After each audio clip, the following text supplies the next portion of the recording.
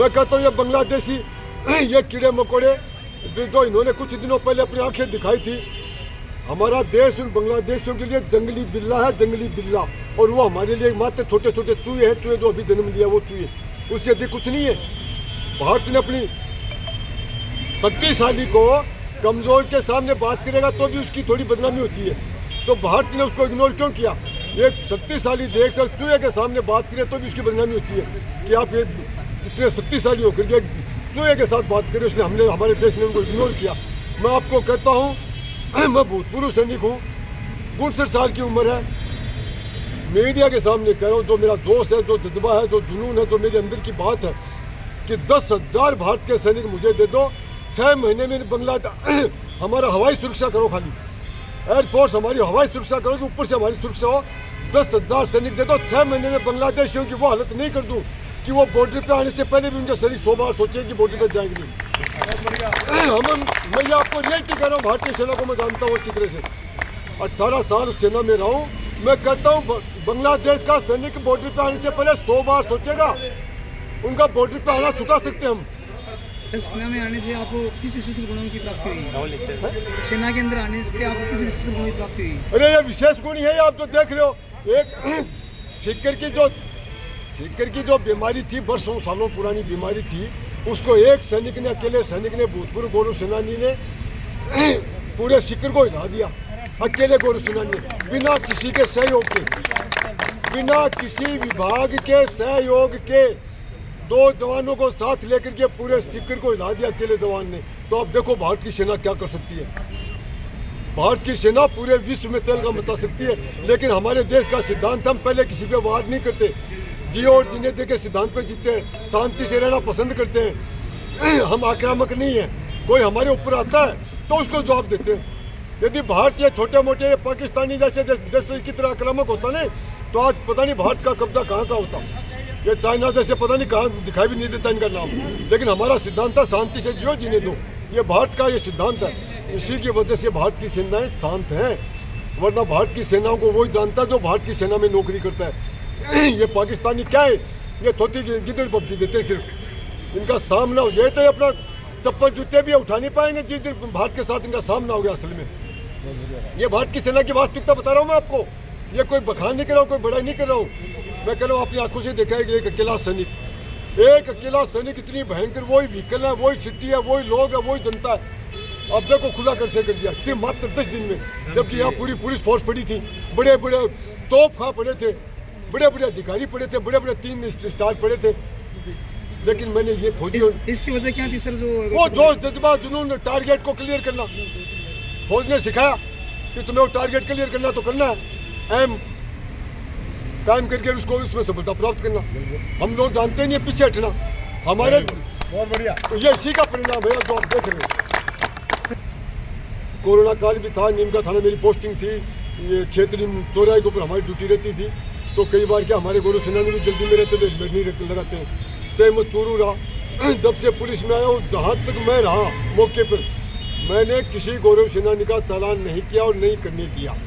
ये चाहे मैंने नियमों का उल्लंघन किया, कुछ किया, लेकिन मुझे ये पता है कि वो गौरव सेनानी किन परिस्थितियों में नौकरी करके आया। अभी भी कल की बात है, फौजी था, उसकी गाड़ी में लेके आ गया था, उसने बोला सर मैं तो जयपुर में हूँ, फौज में हूँ, ये मेरा आई कार्ड है, वो ले जाओ।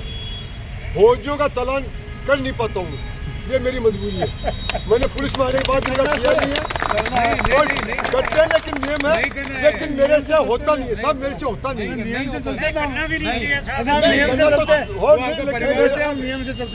अमेरिकन कोर्ट की एक प्रोसीडिंग आती है, जज है ना, उसके सामने अगर कोई गौरव सेनानी चला जाता है ना, तो उसका चालान भी वो माफ कर देता है, वो बात अमेरिका माफ कर देता है। तो मैं तो भारत का छोटा सा सैनिक हूँ, तो मैं क्या है, गौरव सेनानियों का मुझे पता है किन परिस्थितियों में नौकरी कर रहे हैं। अरे हमारे परिवार, बच्चे सब छूट जाते हैं। हम फौज में आते हैं ना, तो हमें पता ही नहीं हमारे बच्चे कहाँ, परिवार कहाँ है। हमें तो समाज से कटे हुए लोग हैं, बैरिकों में रहने वाले, जंगलों में रहने वाले लोग। तो आप लोग ये जनता किस नाम से हमें संबोधित करते हैं आप सब जानते हो, लेकिन जिन नाम से संबोधित करते हैं, इन्हीं की वजह से तुम सुरक्षित बैठे हो, ये भूलना मत कभी भी। ये जो तुम आराम से बैठे हो ना एसी में, ये तुम वो बॉर्डर पे खड़े थे उसमें, उनकी वजह से तुम लोग सुरक्षित हो। सर इतने विभागों के अंदर कोई भी अधिकारी आज तक ऑफिस से बाहर नहीं निकलता, लेकिन केवल आप इस केस में बाहर निकल रहे हैं। अरे भाई हम तो जब फौज में गए थे तब भी जंगलों में थे और आज भी फील्ड में, उस टाइम भी फील्ड में थे, आज भी फील्ड में। फील्ड हमारी आदत है। मुझे कई बार लोगों ने कहा आप आराम से इसी उम्र में आराम से ऑफिस में क्यों नहीं बैठते हो। मैं बोला यार ऑफिस में तो मैं एक दिन भी नहीं रह सकता फील्ड के बिना, तो हम रह नहीं सकते। हमें तो कुछ न कुछ चाहिए नया करने को, तब मजा आता है। थाला बैठा टाइम पास करना, ये सारे ये हमारे फौजी है ना, बूढ़े बूढ़े पुराने, घर में एक भी थाला नहीं बैठ सकते। इनको बांध दोगे ना रस्सी से, रस्सी तुड़ा के भी काम करेंगे। मतलब ये बैठ नहीं सकते, ये बिना कुछ किए एक मिनट नहीं बैठ सकते, ये सत्य है। और मुझे इतना गर्व महसूस हो रहा अपने भाइयों के बीच में। हमारे, मैं आपको कहता हूँ कि जब हम छुट्टी आते थे, जब वापिस आते थे, तो ट्रेन के अंदर वो फौजी, चाहे वो महाराष्ट्र का है, चाहे वो चंडीगढ़ का है, चाहे वो बाप के तमिलनाडु का, चाहे केरला का है, चाहे वो हरियाणा का, चाहे राजस्थान का, चाहे यूपी बिहार कहीं का भी हो, वो फौजियों को जैसे हम फौजी डिब्बे में घुसते हैं तो ऐसे घुल मिल जाते हैं जैसे अपना भाई, घर का सगा भाई मिल गया हो।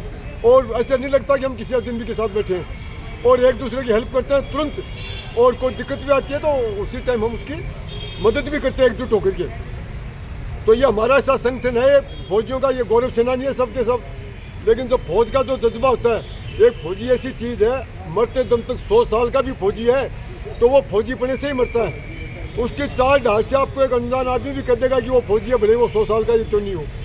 तो ये फौजियों का जो इनके जो अंदर है खून में, इनके जज्बे में, इनके दिमाग में, वो जो फौजीपना है, उसी फौजीपने से अपने भारत की सेनाएं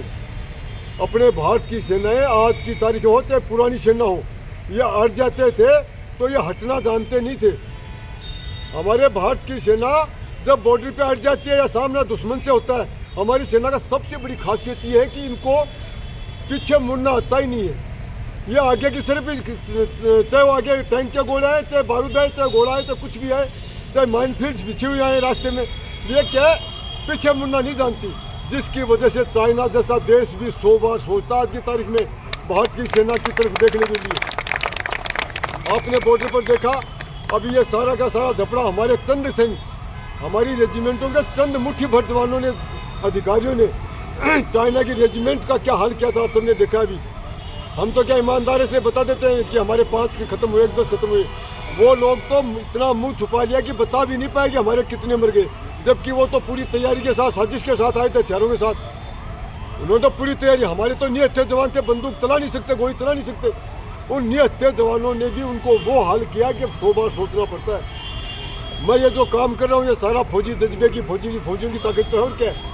और ये जो वर्दी वाली साहब कह रहे थे, मैं आपको ईमानदारी से कहता हूँ, हम जब वर्दी पहन लेते हैं तो हमारे अंदर ऑटोमेटिक ताकत आती है। जब हमारी एक्सरसाइजें चलती हैं तो वास्तव में मैं सच कह रहा हूँ, मैं उस टाइम 112 इंजीनियर रेजिमेंट में था, JNK में था, राजौरी में था, तो मैं सच कह रहा हूँ हमारे रेजिमेंट क्षेत्र में हम पैदल नहीं चल सकते। वहाँ का कमांडिंग ऑफिसर का आदेश होता है कि आप एक कंपनी से दूसरी कंपनी में दौड़ते हुए जाओगे, तो वहाँ दौड़ते हुए जाना पड़ता। पहाड़ियाँ JNK में आपको सबको मालूम पहाड़ी इलाका है, तो हम दौड़ते हुए ही जाते थे। एक कंपनी से दूसरी कंपनी में जाते तो दौड़ते। तब वो एक्सरसाइज चली थी उस टाइम, मैं देखा था मैंने सब कि हमारे रोंगटे खड़े रहते थे उस टाइम, जो एक्सरसाइज की तैयारियाँ होती है। और जब असली युद्ध होता होगा तब आप सोच सकते हो जवानों का जज्बा क्या होता होगा।